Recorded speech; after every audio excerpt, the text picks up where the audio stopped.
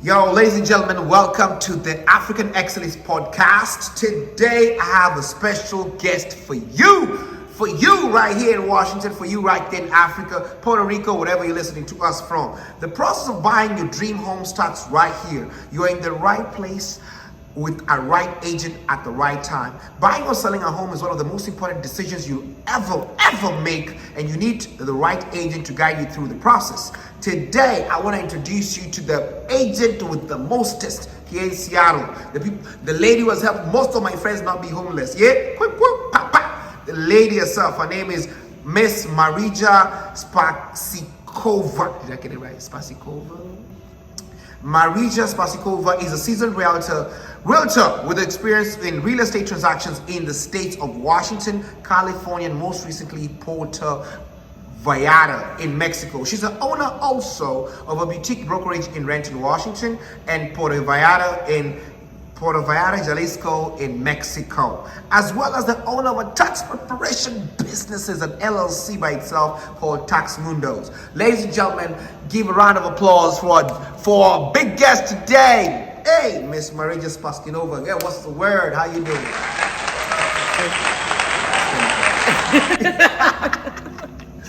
Maria with a J. Maria with a J. Okay, how do you spell it? Marija? So the J is a Y sound.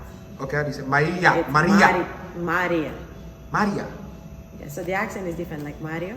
Mario. So in my language, it's Marija Spasikova. Marija Spasikova. Yeah. So it's a lot smoother than how you take the J is silent. No, it's a ya sound. Marija Spasikova. Uh-huh. You don't even say the V silent. Spasikova. Spasikova, yeah. But because I've been out of my country for so long, my consonants have gotten like a lot softer. So when I go home, people say that I speak like a young child. They're like, "Why are you speaking like a baby?" I'm like, I don't know. That's how like. And you speak multiple languages. You speak Spanish, Portuguese, Macedonian, and Serbo-Croatian. How do people differentiate? I've never been to anywhere Serbia, Croatian. How do you know the tongues? Is it like Russian? No. Yes, Belgian? It's a like? Slavic language. Okay. So Russian is a Slavic language too, but we are kind of culturally the furthest away from the Russians. So like the Slavs were multiple tribes all the way from the Mediterranean all the way to Russia. So that's, Czech Republic and all that. Anyway. So we are, many things in common. Welcome to the show. Welcome to the show today. Tell us about something. How was your day? How was your week? How was your week? I know it's fall and it's raining. I know you had to come here rained on. Yes. No, actually it was a good week. I still feel it was a bit tiresome in the world. Okay. Last week for a lot of people, I feel like a lot of people were exhausted, feeling down, and I was feeling that energy too. Yeah. But then Halloween perked me up, so. Did you dress up for Halloween? Yes, I totally did dress up for Halloween. What were you? I was Mario. I was Mario with the cart and the yellow stuff. I had tickets to go to the Halloween party. Halloween, okay. So you had to have a meme costume. Okay. So I was a red flag. Happy Halloween, y'all. Happy Halloween, y'all. Yo, ladies and gentlemen, today, I have a special guest for you. Besides her being fluent in multiple languages, you can tell my guest today is very personable, takes pride in educating buyers on the higher finance picture when making the biggest purchase of life. This is real estate. This is real estate today. But before I get on the deep end, let me ask you, as a lady, as a woman of color, how did you stumble? How did you end up in real estate in the business of selling houses? So it's not a romantic story. There was no romance or courting. Okay. I actually, yes, none. If anything, my experience of realtors from movies was actually pretty negative. That oftentimes, that oftentimes they were not presented in a positive light and in almost like a predatory light, and I didn't identify with that, so that stopped me from even thinking about being a realtor. And anyway, I had clients that I helped, like with their finances to get organized so they can buy a home, and then ended up buying a home. But the home, like when I got their statement the following year to do their taxes, like the home didn't really match what they were truly looking for. So for example, the husband had a business. He needed, like room to park all of his vehicles, right? And they ended up buying a townhome. And you're like, in a townhome, you have very limited parking and you have all of these vehicles. Like, how does that make sense? Like this doesn't match what you guys were going for. Like, why? And it was like on 2 floors. And I was like, but your mom stays with you a lot and she helps with the kid. Yes. And she cannot walk up the stairs. So where does she sleep? Oh, yeah. On the couch, because you don't have an extra bedroom. Like, why didn't you think of all of those things when you buy? It's not only about buying a home, but it's about securing your future. But it's about understanding what are your needs as a person. Like, are my needs that, I need to have a lot of parking spaces? Are my needs that, I need to have a big backyard because I entertain? I want a big backyard. Let me ask you something. Go ahead. How long have you been in the industry, in the market, housing industry? For 7 years now. Wow, that's so pick up. Just what are some of the challenges you've had, or some of the things that have inspired you to like push forward for this 7 years? Because keeping in the game, there's some people who have fallen out. I'm sure some people come into real estate and within 6 months, 1 year, 3 years, they're like, this is not for me. So a lot of people, we have a big dropout rate in the first year. Why? Because people don't really make money in the first year unless they have already a referral system or they have somebody that will have amount of leads or amount of access to clients to directly give them. The pool, the right pool. Yes. Yes.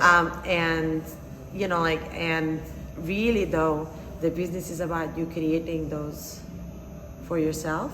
And so it depends on what kind of a relationship with the market people want to have. Some people want to go through a lot of sales and they want to be in brokerages where that is important, and other people are, take approaches that are maybe a little bit more slow and educational, right? Okay. Because if you're dealing with clients that have very little knowledge, you're doing a lot of educating. So the amount of time that you spend per client is a lot more than the amount of time that you spend with a client that's buying, let's say, a more expensive home. Because people that have more access to capital, they already have access. They have access to to what finance they really want. advisors and stuff like that. So they already know enough about finances when they get into the real estate market. So you don't have to do that much educating, right? So can you see how That's so if you're the fastest gain essentially is in that market, right? Because you do less work, but you can get higher commissions. Correct. Right? And yet you have all these people that have never had access to home ownership, that don't know anything about home ownership, or don't even think that home ownership is something that they can do. They can do it, yeah. Yes, and then you mount on that, the whole overwhelming fear of the commitment for a lot of people, that whole commitment of now I'm getting into a loan of like 30 years. 30 years, and they're I don't know if I can live, all these other stereotypes. What if I lose my job tomorrow? What ifs? Those what ifs. It puts people in a state of fear, and it puts them in a fear of a lot of anxiety through the whole purchasing process, because this is the biggest purchase you're ever going to make in your life. So I know the weight of it all. I once owned a house, and the first time just signing those papers, I felt like I'm signing my life away, like I'm giving a kidney. But let me ask you something. How are you different from other agents in the industry? Because a lot of agents will come in, they sweet talk, they got the guy, they got the juice, they got the charisma, they got the baits, they got the incentives. What makes you, Marija, stand out? I mean, I've got all of those. We're not going to take anything away. Okay, you gotta take that away. You gotta take that away first, huh? I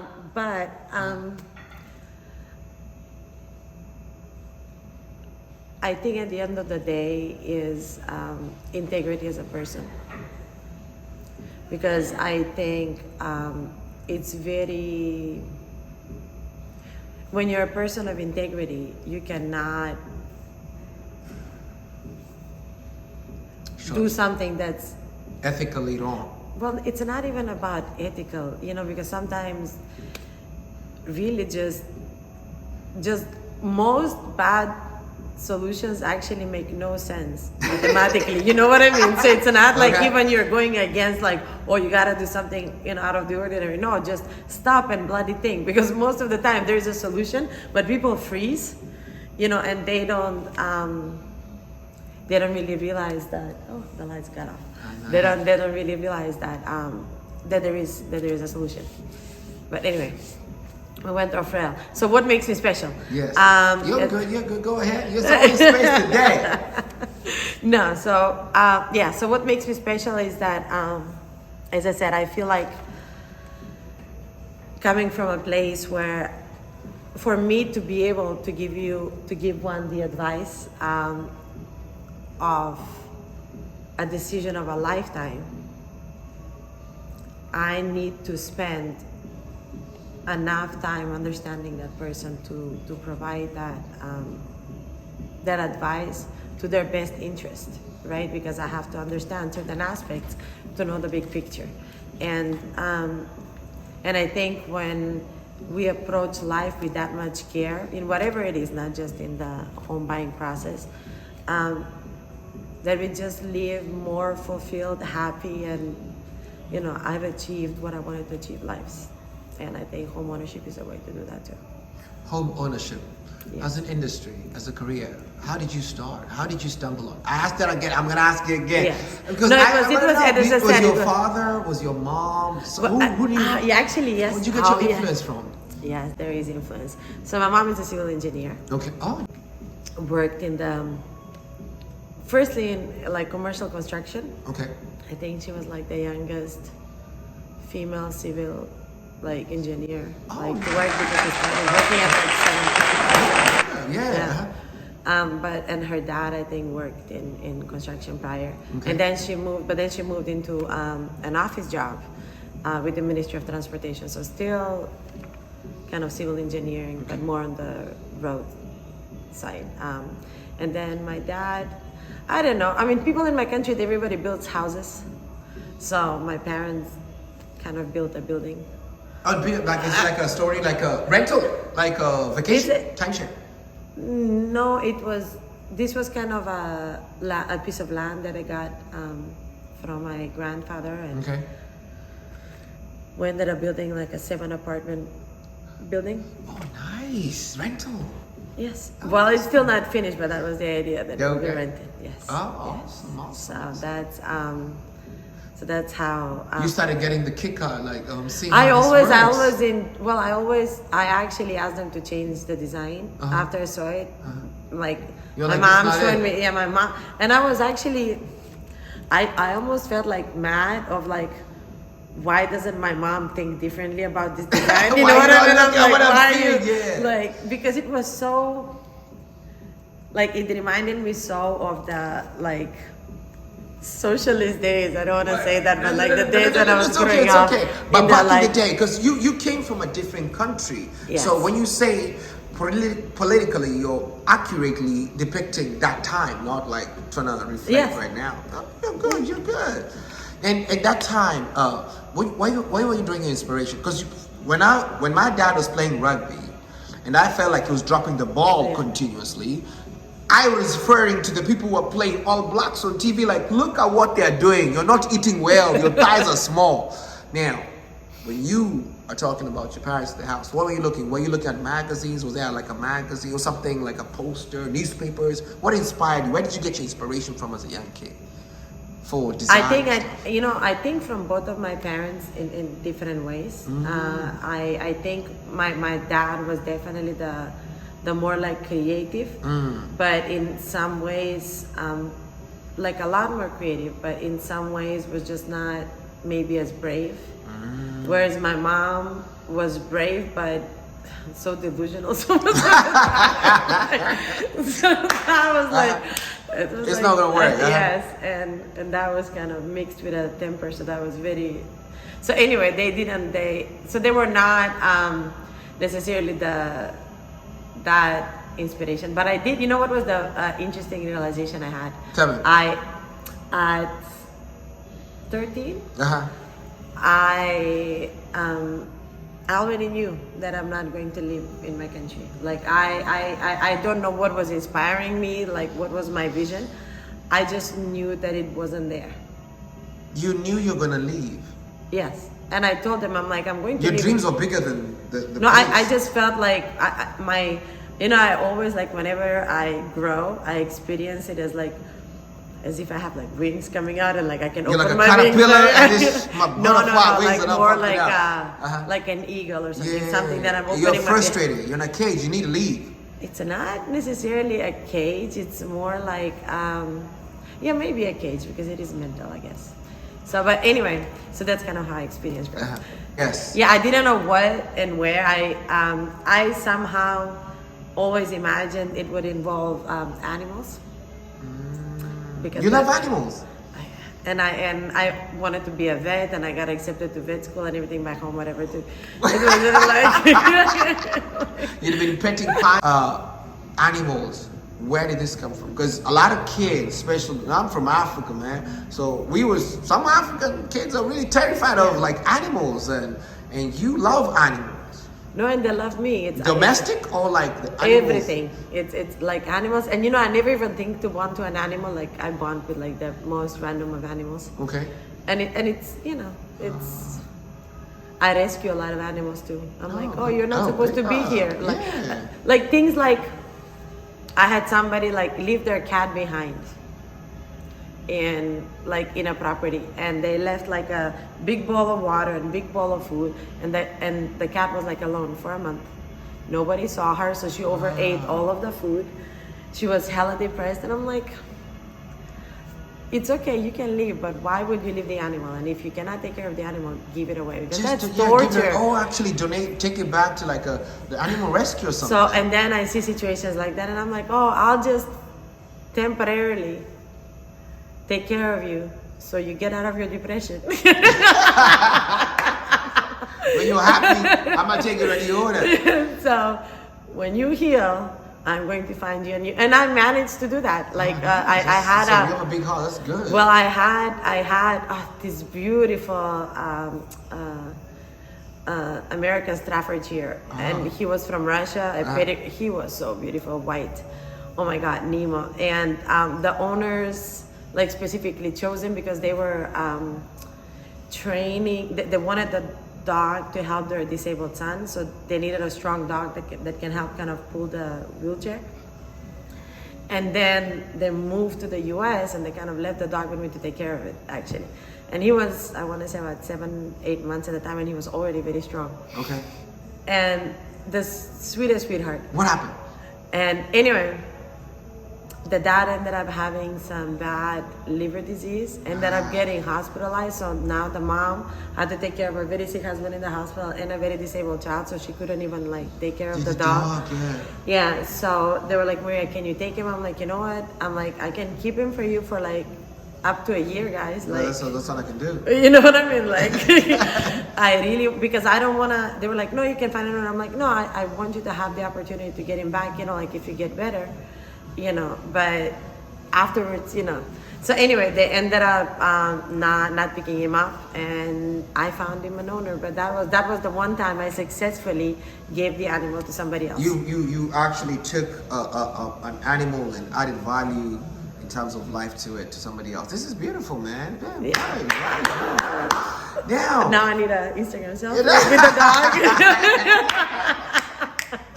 Hey, vibes, yo. Ladies and gentlemen, we're here. I got a special guest for you. You can tell the vibes are pure. Yo, let me ask you. So, you're in the States, right? Yes. Before you establish yourself, what are some of the biggest setbacks? Some of the things you wish you knew? Actually, that's the question. What are some of the things you wish you knew as a new real estate agent in the market of selling houses in America that you wish somebody had informed you, or you wish you knew before, for somebody who's trying to tap in? I think the first thing would be to understand exactly why you're getting into it. Because I think some people get into it because they think it's easy, because there's not it looks flamboyant. And one, it's flamboyant, and two, it seems easy. It seems like you're not doing any work, and it's, you know what I mean? Yeah. Your house. And you just kind of appear and you wave your hands you look good. and people throw gold at you. I mean, it's like, so I think there is, so not to kind of go with the glamour, and to understand that just like with everything else, people have to know you and people have to trust you, right? You have to, and especially so, so think about who are the people that can trust you to do this, and and you can sell this service to. Because when I started, I was so scared. I was a single mom. I had a job which was like mid-range paid, and I'm like, but if I leave that job and I don't sell a house, and I've never sold it, like, how am I going to build? I'm stuck, So and the broker at the brokerage, okay. he would be like, and he is so amazing. Anyway, so amazing. And he would and he would. That's what I was. Okay. He would always kind of tell me, Maria, you know what? Just just quit your job. You can do this. And I was so afraid. And I think the reason I was afraid more, and I didn't necessarily believe him, was because I was like, I don't think you understand that I don't have a plan B.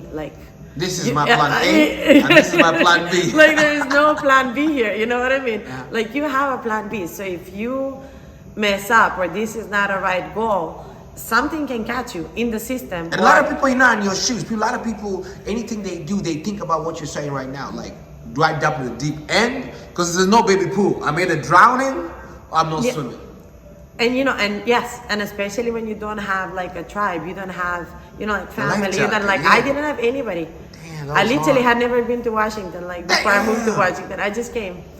I was at the time I was you know what, whatever will take me at least an hour away from my ex-husband is a good location for me to move to. And this was 12 hours away, 14 hours away. Let me just go explore something yes. else. And let me ask you, for a new agent, somebody who's starting out, how do you think, what are some of the things you could advise a new agent to do to succeed at the beginning? Because you're how you soft landed in Washington, you didn't know anybody. So choose a good brokerage where you can learn. And when you can have access to transactions, and when you can as an intern, or how do they do it? No, it's not an intern. So everybody takes the exam, right? And prior to you taking the exam, you want to talk to brokerages where you potentially would want to go, because once you get a license, that license has to sit with a brokerage. It doesn't. You don't just get a license and you're free. No. Yeah. And you have to have a managing broker license if you want to be on your own, but for that you have to have 4 years experience. So the only way you enter the industry is by working for a broker. And this is key. People don't know this. There's some independent people, independent. When you work for a brokerage, what are some of the benefits? People who are trying to do their own independent loan. Well, first of all, you cannot, right? Because when you start it, you cannot. So it's not. And not even that, but in the first 2 years, the managing broker is responsible for, all of your, and designated broker, they're responsible for all of your actions, because you're considered essentially kind of on a probate. We're trying you out. Oh, like probation, yes,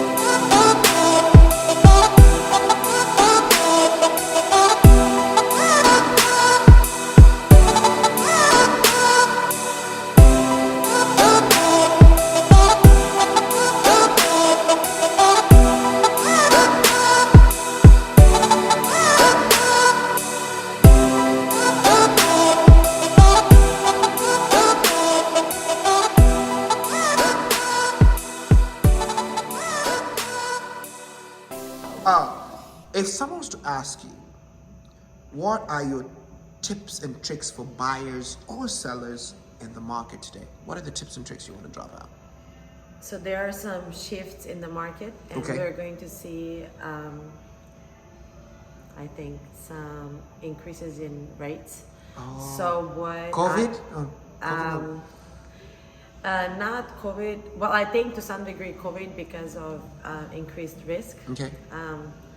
I don't know how much it has to do with what Zillow is also doing at the moment. So Yeah, the Zillow issue you know, right so now in Seattle is crazy. Yeah, so and then honestly, I don't even want to make You a need to comment give it because to I it. haven't like stopped enough to like research. I'm so, gonna take a rain check on this one. Yes, Let me go to yes. the next one. Yes. Now, to the people who are amateurs like myself, Yes. can you explain in a rookie way, explain the process in home buying that confuses the first time buyers or sellers the most?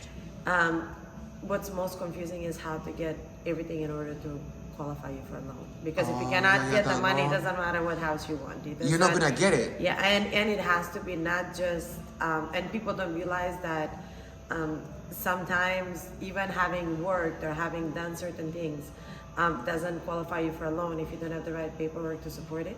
The paperwork has to be legit.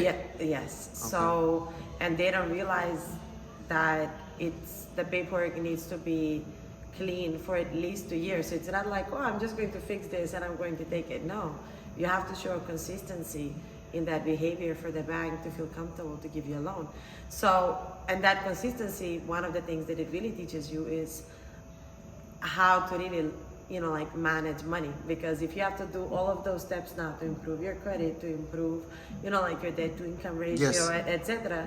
Right? What are you learning? You're learning financial skills, Financial how to manage skills. these things. Correct. Right? So it's not just the home buying process. It's a whole body of a lot of exactly. things. It's you have to understand the finances of carrying that responsibility and what that means for you. Right? What is the market looking like right now, post-COVID? In the last couple of months, Okay. I definitely feel like it has slowed down. And what I was trying to say earlier, I definitely think the interest rates are going to start going up. So I think we are going to see some shifts in the market, whether from sellers to buyers market, or whether just an overall slowdown, or we'll see. But It's something I will feel go. like yes, there's going to be changes in the market. So while if I were if you had the powers that be. well, because I want to talk about the risks I would take. Okay. Not like risks you should You take. should can take. That's everybody whatever can take risks their you own want to thing. take. Okay. This is what I would do. So as I would still invest in this market because I still don't think it's going to tank to a point that you lose. It's gonna be crazy. You lose a lot. Yes, I don't think that's going to happen. And I think, honestly, between taking the risk on tanking and taking the risk on not owning a home, anything? because and what people don't understand, honestly, about home ownership What is is because it? everybody thinks about the money, but nobody thinks about the security. So and let me tell you what I mean by that. Jaja, what does it mean? So if you rent a home, if you don't pay your rent, right, and let's say you're on a month-to-month contract, I can give you a 20-day notice and you'll be gone by next month. They or don't if need not, I you. will evict you. Yes. 1 month. If you are in a mortgage, you miss one payment, then you get a letter for late payment, then you get another letter, so then you accumulate like 6 months of late payments, right? Then the bank goes, okay, now if you're not going to pay, it's now or else. We're going to foreclose on you. And then that runs for a few more months, and there is variations in this equation. And still you have some type Yeah, of so some type of essentially it almost leverage. buys just- you like a year to of figure still- what the hell to do. What's you so going if on to life do? hits you and you have no options, You have some balance. in a house you own, you have a year to get your shit together. Oh, yeah. When You you're have renting, time you to have 1 balance month. that. You have redemption time. You have redemption space. Man. Yo, ladies and gentlemen, you're getting the vibes today. You're getting the vibes today. I got a question for you. Now, how do you explain or prepare buyers, new first-time buyers like myself, for the process of home buying? How do you prep them? So what I do, and this is completely not conventional. You gotta be nice though. Like, You gotta be literally, legal. Like I'm the person that gives people homework. So yes, I meet with people. I'm like, hey, this is what the process is going to be. You know, like this is the things that I want you to think about. So I firstly explain to them the loan process, what their rights are in a transaction, because I want people to understand what their rights are. And then, you know, like we think of a strategy, like what are we aiming for? Like, are we aiming for a house, or do we need something so we can rent them? You can rent it out. Yeah. Yeah, like maybe part of the house. Like, what are we looking for? Do we need to catch public transportation, or are we driving? School? Yeah. School district? You know, Church? the school district is something It's so huge in Seattle. Okay. This is a matter of opinion. To me, I'm of a different opinion. Oh, tell me, what is it? I don't know why the school district is so big. Seattle is so big on school district. I understand, but I think that our societies at the moment are so, first of all, transient. Second of all, we are changing almost daily what we value. So I understand that, you know, like at the moment, certain schools in the system would seem like more valuable because it will have better reviews, and those kids would have, I don't know, have like better teachers or what, right?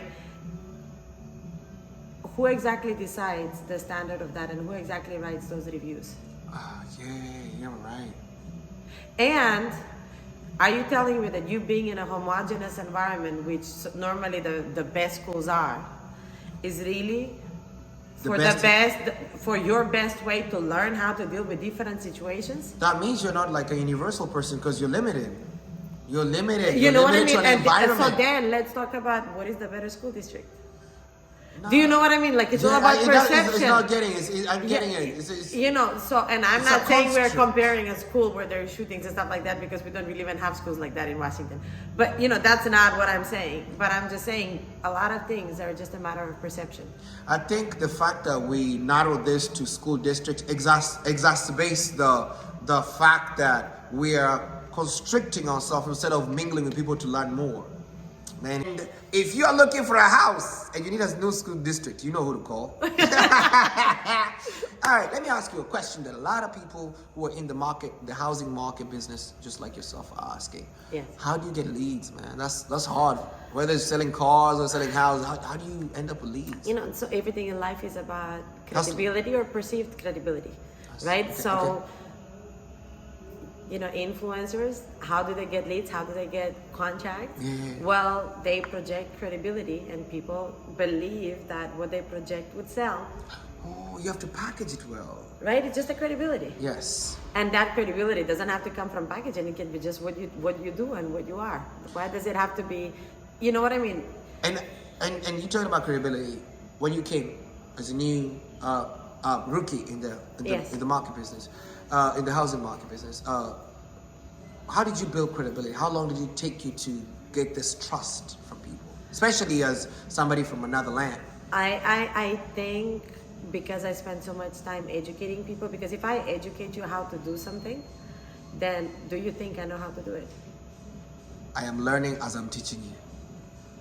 And I trust that you know more than me. But if I am teaching you and you're learning, You're the teacher. You know more than me. I trust you.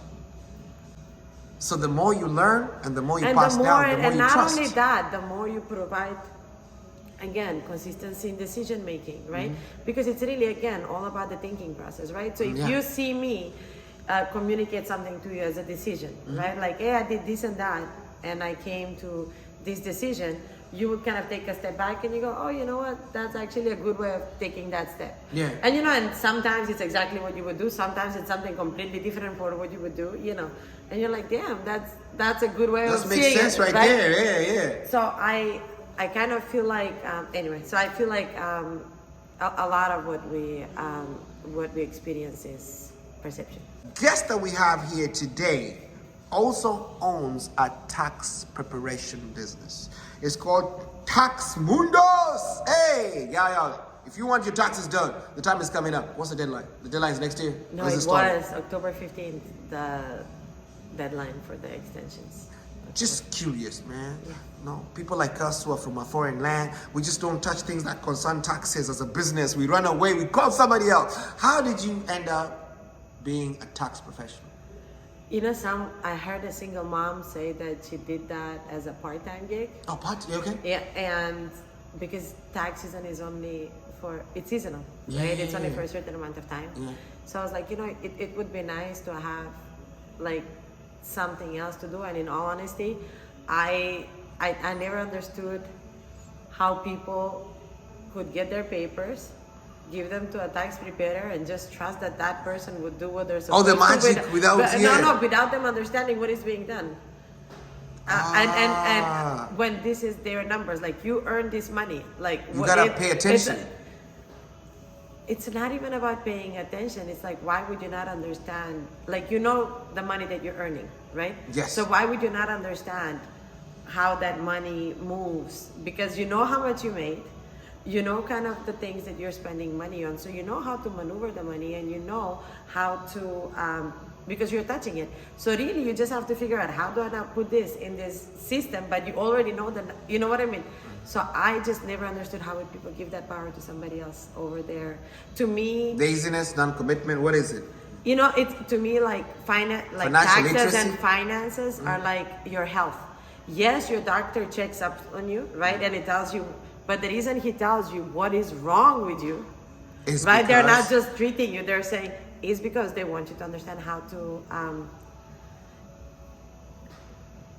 They want you to understand how to do and why you're doing what you're doing. So I kind of feel it's the same with taxes.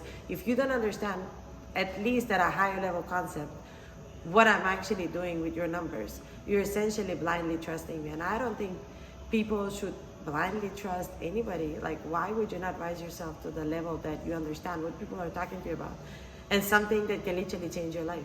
As a tax professional, what are some of the craziest clients you've ever dealt with? I'm not gonna ask you a safe question like what kind of clients you deal with. Oh no, you gotta tell me because this stories. is crazy. Oh, go ahead. People that come with shoe boxes, people will come to you literally with like a box of receipts, and they're like, can you do my taxes? And let's say there's like 1 day deadline. You're like, first of all, I do taxes. I'm not going to do your accounting. No, just accounting, yes. Yeah, you know what I mean? Like, I'm not going to input all of that. And that should not be the expectation on the last week of tax season when all of these people need to have their taxes done. You're like, literally, like I would have people like emailing me at any time of the day. wow. Like I would get emails like at 2 a.m, you know. And then people hit me up everywhere on social media, so that's even funnier. And I'm like, can you please not do that? Because this is my private space right now. You can't be out here just asking me about taxes right now. It's like, can I be safe somewhere? Like, can I just be stupid on Facebook, please? Yes. But yes. As a tax professional, what makes you stand out from other tax professionals? Again, teaching and how excited I am about taxes. Like when I talk taxes, like my whole You just I got the and glow. people are like, I've never seen a tax professional. You're so excited. Like that's like a foreign concept to them. So I think yes, people just don't experience tax profession, and I don't understand why, because to me taxes are a strategy. So it's like you're playing a strategic game, like chess. Yes. Yeah. And I'm like, how are you not excited about this? This is good. Money's moving. You're gonna get money back. Like yes. So anyway, I'm very excited about taxes, and not only that, but as I said, I try to understand all of the issues that people have, because sometimes people come to you for taxes, but then you realize that you know what, they need more. Well, you know, they were missing this paper for us to ask for this other paper so you end up doing so many aspects to help them because they don't have anybody to guide them. So you know, like, so I have tax files that, you know, like in a normal circumstance would take an hour, then turn in multiple day files. Yeah, so it's and that's, I think, the human part that people don't understand, because there's a lot of anxiety connected to taxes and finances. Whenever you talk to people about finances, they feel so vulnerable, so naked, so judged. So that thing that you asked about credibility, it really comes from me trust, allowing people to feel that they can expose themselves, essentially, right? And that I would not abuse that right. To piggyback on that right now, when you said to develop your trust and to establish that connection with the clients. Also, it comes with education. So how do you educate your clients about taxes? What would you email them? What do you do? Like, do you? Yes, how do you do we that? set them up. We have like on our shared drive, we create folders for people. Okay. And then we like put templates of tables that we want them to fill out. Hey. And then I have a video in which I tell them how to fill them out, so that they're like, oh Maria, so how do I do it? I don't want to work it out. No, here's how you do it. So like, I just need you to put these numbers, and not because I cannot put them for you, but because if you don't understand where the numbers come from, then you don't know what the hell you're looking at. It's gonna kick. So, and people, when they understand how everything is structured, they feel like such a sense of relief. Relief. It's like Yes. something is unbundled. Like, you know what? Like, this is not rocket science. Like, okay, we can do this. Like, I can make a conscious decision now, and I want people to make a conscious decision, not to just be like, we're getting this house because it's pretty. No, understand what you're doing and the decision you're making. Have you ever like had clients who don't speak like English or any of the languages that you speak, and it was a challenge for you? Like, I gotta find something good client, but how do you maneuver with clients who can't speak? It's not just clients that cannot speak. We deal with a lot of clients with mental illness, and that's wow. How does that go? Do you have to have like a counselor there or a therapist or something? How does that you go? cannot help. Who's going to pay for the therapist? Oh man. Like, I had this client. Okay. That I kid you not. Like, so, and she was, like we actually developed a really pretty good relationship. We became friends. But problems with meth. Very kind of paranoid of a lot of things in this house that is being sold that belonged to her grandmother. And there's so much of stuff because after the death of her grandmother, she she had like no more purpose in many ways. Oh yeah, right? yeah. She felt like because she wasn't close with anybody from her family. Yes. She was like the only person she was close to, and on top of that, schizophrenic and all of that. That's too much. So I remember when I wanted to make sure that she wouldn't have a problem with the house being sold, and even though I wasn't representing her, I was representing the buyer. But I was like, I am not representing you. I'm not your agent, but I really feel that I need you to understand what is going on here. That once this house gets sold, and it has to get sold, you will need to have a place to live. Like, you will need to move. Yes, and there won't be any money from the house because the house had like a reverse mortgage, so there won't be any money from the house. Wait, you gotta get us. What is a reverse mortgage? A reverse mortgage is, let's say you have a house that already has some equity, so already has some value in it. Okay. So now I can, or let's say the house is completely paid out. Okay. And then you take a reverse mortgage where they give you monthly money, like $2,000, but it's really you taking a mortgage on the house, and the more you spend, the more they take your house. So she wasn't going to get any money, so I was like, you know what, we can get like relocation fee, we can, and one, of course I wanted to help her. Two, of course I had to also think of my buyer, because I'm like, I don't want to have like a scene or an unsafe situation for any one of them, right? Yeah. Because this is not a we win, you lose. Like, this is, we have a shitty situation, we just happen to be the seller, we are not the cause of your shitty situation, but I still wish you well. Thank you for being here. Thank you so much. You know what I mean? Like, yeah. So anyway, I remember when I went to the house, I had to set that context out because she came up with like a bulletproof vest with 2 guns. Like, whoa, wait a minute. What? That's how she was. Were you terrified? I wasn't. I was somehow chilled. Like, I wasn't. I mean, and I brought my friend with me, and I was like, you know what? What's worst case scenario? I mean, like. We're here now. What are your top 5 cities in the world you travel to? Because you travel quite a bit, mama.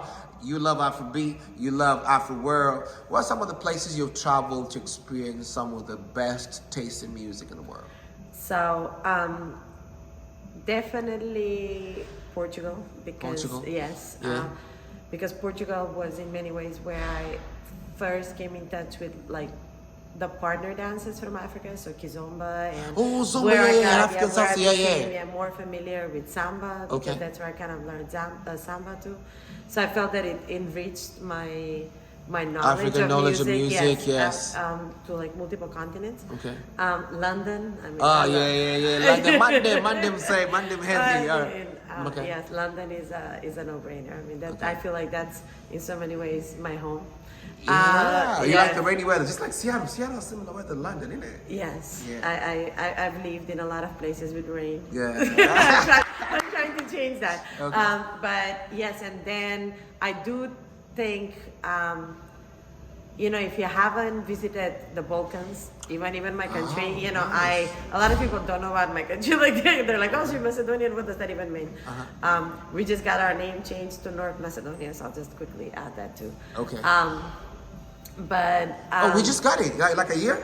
Is it a yes, year? we had a long-standing issue with the name with Greece. So Greece, yeah. so this is what we had to cave to, and it's okay. Okay, Macedonia, we'll tell you. Yeah. Okay. So, and then it's beautiful countries in the Balkans that that have lakes that are very similar to Washington, but maybe a little bit sunnier.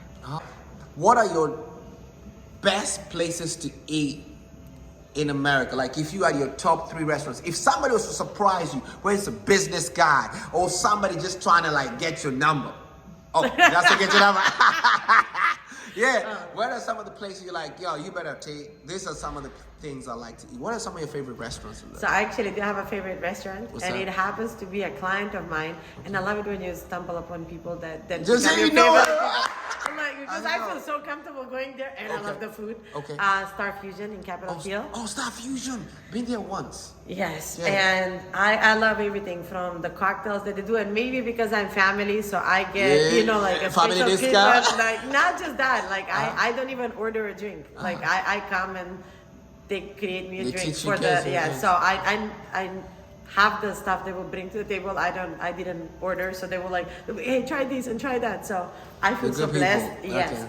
but very good food. It's not really about it's.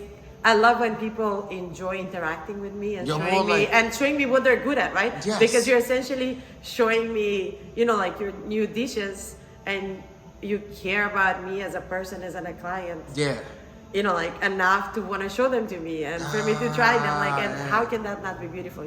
So I was thinking between Jerk Shack and Taste of the Caribbean, but I would say Taste of the Caribbean. Yeah. I Okay. Yes.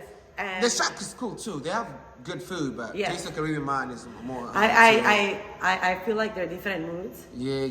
So but Taste of the Caribbean to me is like maybe my more regular mood. My more authentic and more like this is me. Yeah. Uh-huh. And then I do love Barolos actually. Oh, nice. What you like? If you ever pull up over there, what's your I love grilled squid and grilled octopus, Okay. and like the natural way, not when you make like scampi and you fry them. Okay. Like I want to see the whole animal. The whole. It's not an animal. I want chicken scampi with Alfredo sauce on it. That's what I want. No, and it's just grilled and just so delicious. So that, and I did love they had ink pasta. So from the squid ink, like they made pasta and then it like gave the pasta this like fishy flavors. Fishy flavor, yeah. So I like that too. So the seafood, that's what I go for. For your brand, both the tax business, the real estate business, if right now you are offered $1 million towards expanding your brand, what's the first thing you would do with your brand? So first of all, I will definitely merge my third brand, which is the music production. You're into music. yes. Tell us, talk, just spit a lot of Just few words. a little bit. I most recently accepted this. Okay. It took me a long time to accept it, but I am very passionate about Afrobeats, very passionate about Latin Afrobeat, music, yeah. and very passionate about the night scene and dancing and honestly just seeing different cultures mingle and sing. And just singing it, Yes, yeah. yes. So, and I feel like Latinos and Africans are We are connected. We're all yes. people. I feel like they're so similar in so many ways, and you're also like even like silly extreme in your own ways. Like when you see like a Latina mom and an Yeah, African mom, like, they're both dramatic just in different they're ways. tripping yourself. You know? I know we're going into stereotypes, but you know, I It's feel the like truth though. so and I'm like, why has nobody like brought these cultures properly together? And I think it's to some degree it's because maybe there was this beef between between like them as subcultures in the American system. So I want to take it out of America. I actually want to do this in Mexico, and I want to launch it on Latin ground, like where there's no, you don't feel that weight of America, because I feel musically, a lot of places are feeling kind of that weight of like, because America has been so dominant in the music world for so long that people think that's the yardstick for exactly. class Yes. and taste and vibe. And that's the only way to experience music. So and I feel like if we remove it a little bit from that and we connect to cultures that are very I mean, when you think of Afrobeats and salsa, I mean, come on now. Salsa is where all the child support comes from. Afrobeat is where all your money comes from. Guys. So if you had a bubble, right, out on I-5, right there by exit 162. Oh, no, by the airport, 153, 154B. Okay. Let me ask you, what would you want this billboard to say to the people about your brand?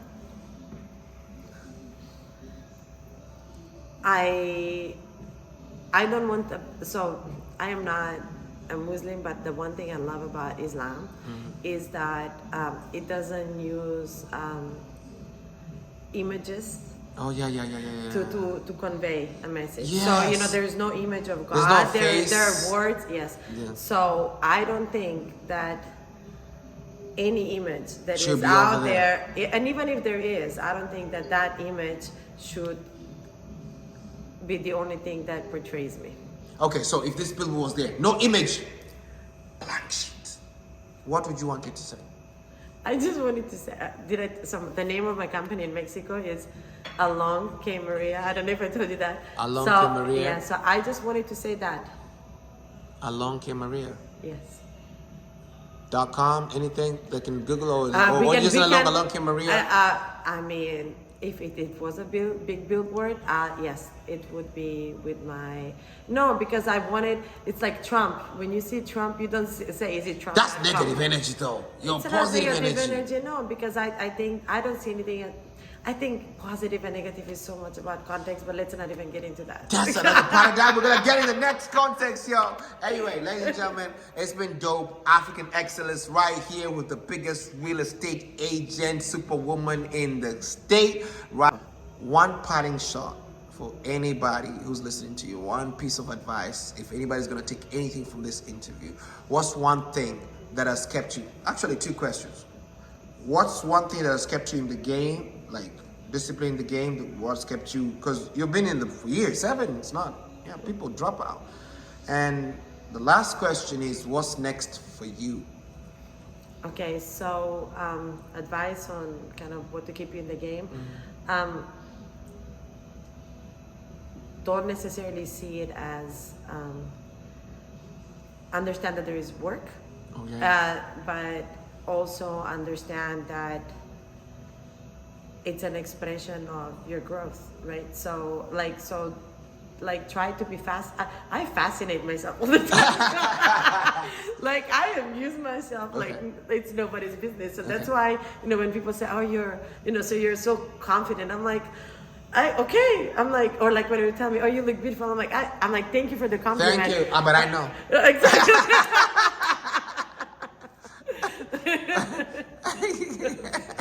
I think that's the worst thing. I always tell people that they get mad at me, like, why are you so cocky? I'm like, I'm not cocky.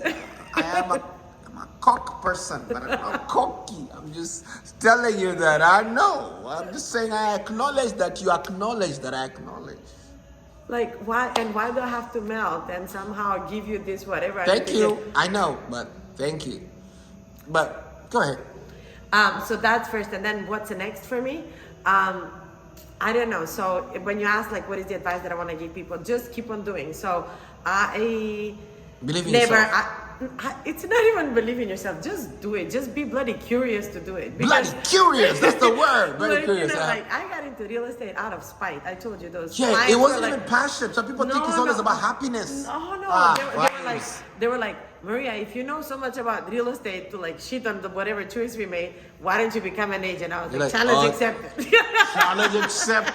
I love it.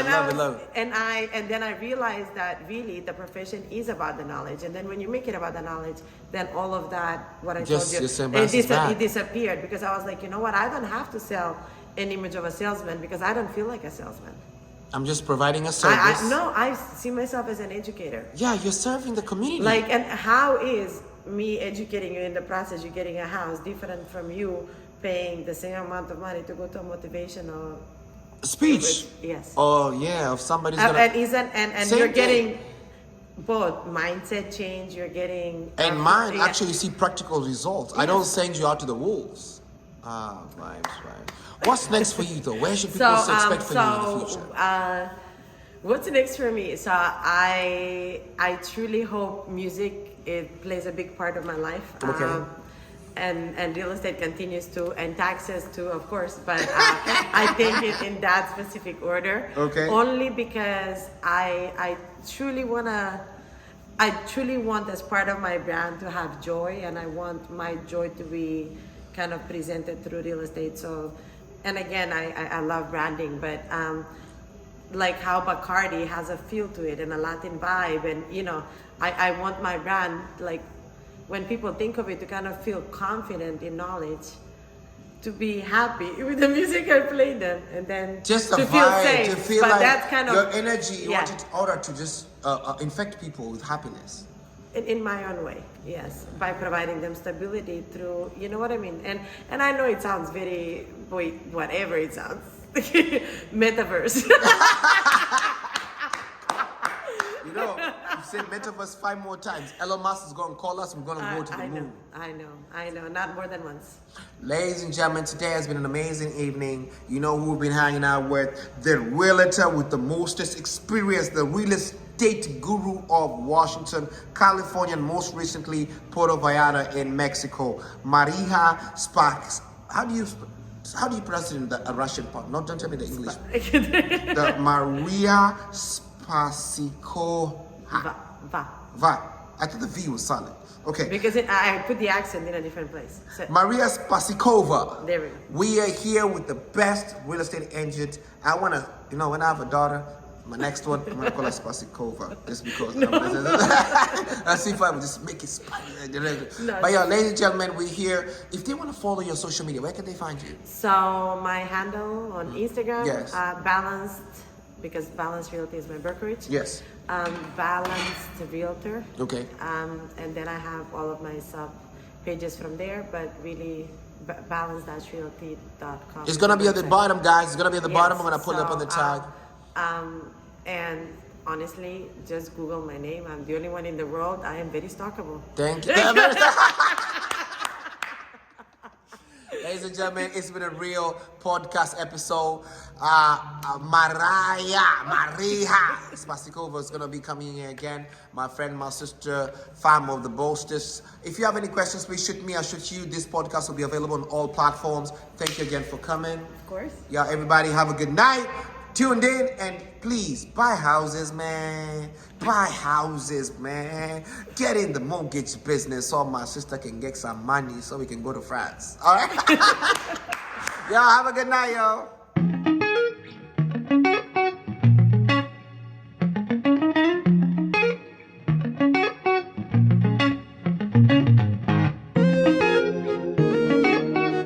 Welcome to Seattle's top comedy podcast.